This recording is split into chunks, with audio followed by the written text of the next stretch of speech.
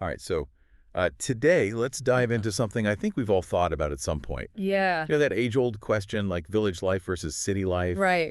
like Yeah. classic debate, you know, Yeah, peaceful countryside. peaceful countryside versus bustling city. Exactly. Yeah. But get this, our source material today, Okay. it isn't some big sociological study or Yeah. anything.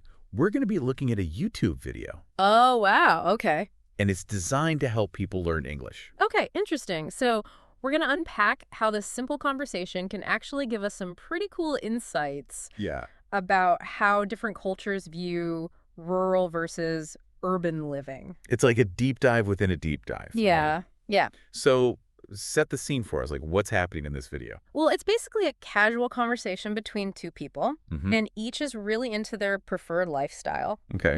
village or city. Got it. And they use this, classic pros and cons approach, Yeah. which is a really smart way, I think, to introduce vocabulary about advantages and disadvantages. That makes sense. Yeah, for English learners. Right.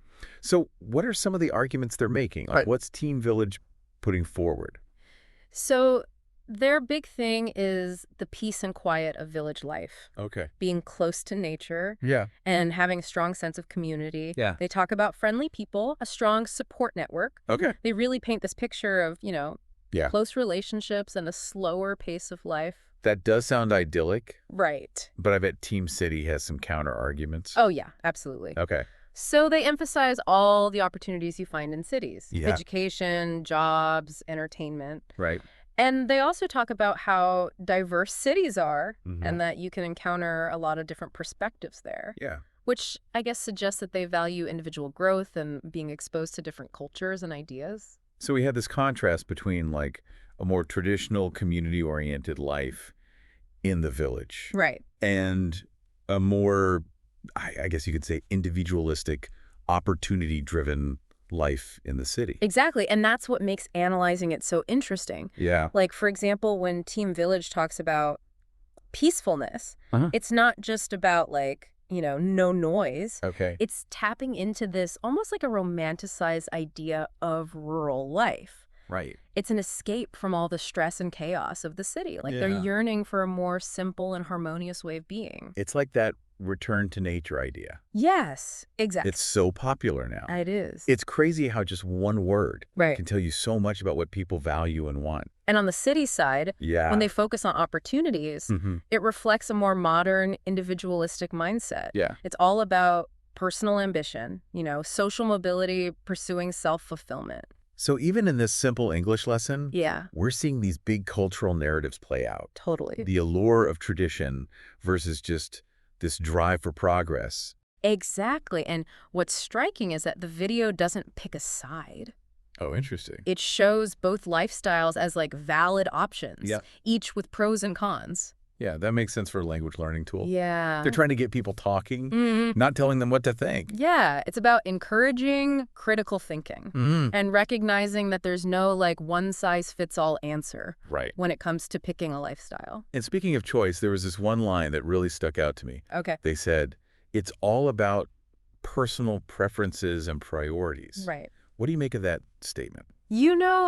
That line is really revealing. Yeah. I think by emphasizing individual choice, the video is speaking to a more global audience. Okay. People who might be thinking about moving to a new country or even just a new city. Right. It recognizes that learners might come from all different backgrounds Yeah. and have different things they're hoping for. So it's not just about learning English. It's about using English to figure out a world where people have more options and can move around more easily. Exactly. The video is basically saying you might be drawn to the peace of village life or the excitement of the city Yeah. or even a mix of both. Right. It's about realizing that people have complex desires and that they might move between these different settings throughout their lives. It's like they're saying, hey, you do you, but like with better grammar. Yeah, exactly. And that brings us to a really fascinating sociological concept. Ooh, lay it on me. What's the big idea? So this idea of individual choice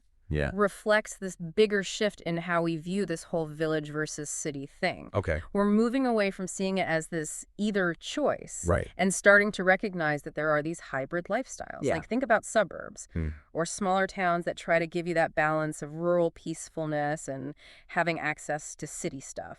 Right. It's not just village versus city anymore. Exactly. It's about finding that mix that works for you. And this desire for balance Yeah. might also show that we're becoming more aware of the downsides of both lifestyles. Okay.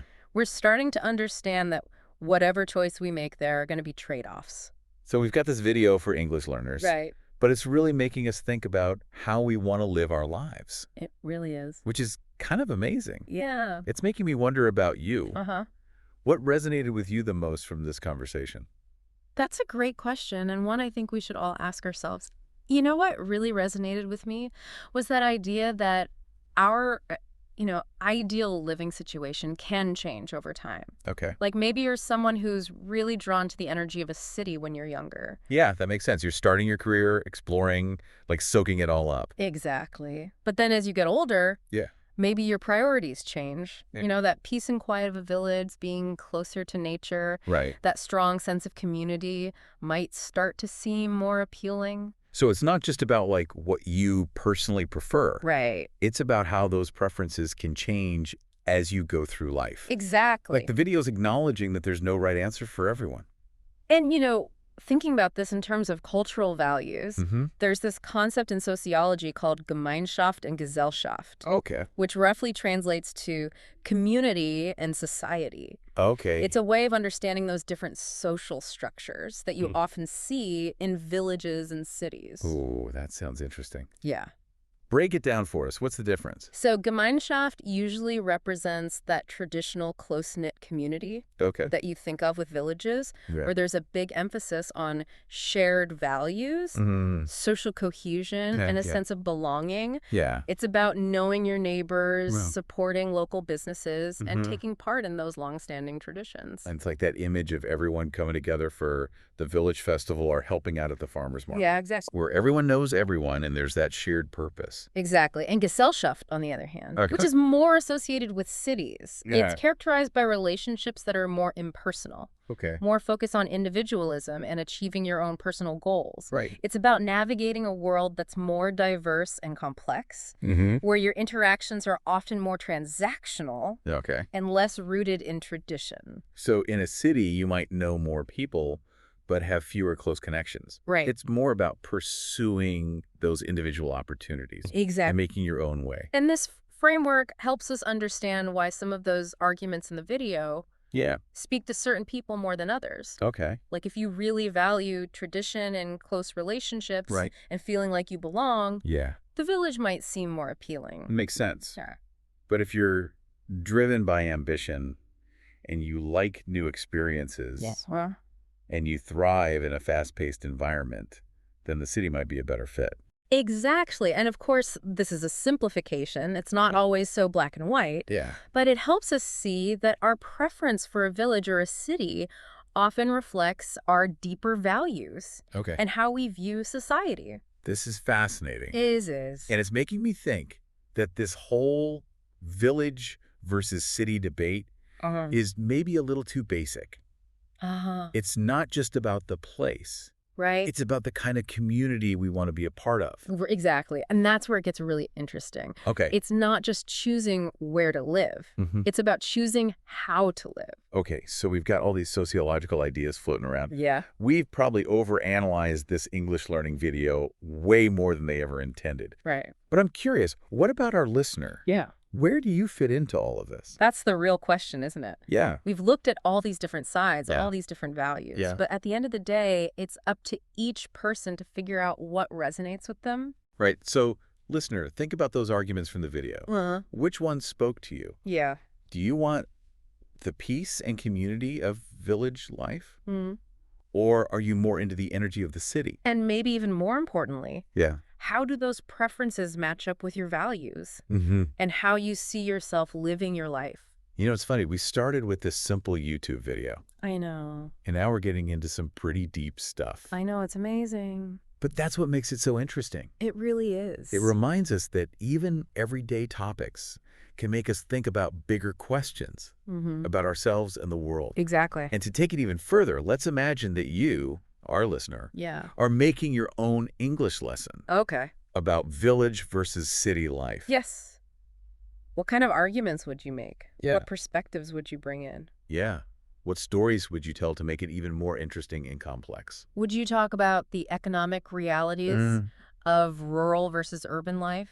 Yeah. Would you focus on those challenges that small villages face? Yeah. Or maybe the inequality that you see in cities? Or maybe you'd talk about the environmental impact of different lifestyles. Right. Like the ecological footprint of a big city. Yeah. Versus the sustainable practices that you often see in rural areas. You could even explore how different cultures around the world see this whole village-city thing. Yeah. Do some cultures value one over the other? Right. There's so many possibilities. I know, and that's what's so great about this. Yeah. It's a journey without a destination. It's about asking questions and challenging what we think we know. Yeah. And embracing how complex human experience really is. Exactly. And this brings us to a crucial point. And this brings us to a pretty crucial point, thinking about the impact of our choices. Right. When we're talking about this whole village versus city thing, it's not just about what we prefer. It's about understanding that our choices can have these ripple effects. Exactly. Like, think about it. If a lot of people move from villages to cities, it can put a lot of pressure on rural areas. Right. Economic strain, not enough services, maybe even some of those cultural traditions start to disappear. And on the other side, when cities grow too quickly, it can really strain their resources. More competition for jobs and housing. Right. And it can make those social inequalities even worse. Exactly. So even though deciding where to live feels like a personal thing, it's actually really connected to these bigger trends. Right. And those trends have consequences. They do. So how do we deal with all of this? Yeah. A lot to think about, right? It is. This individual choice versus the impact it has on everyone. I think it starts with just being aware.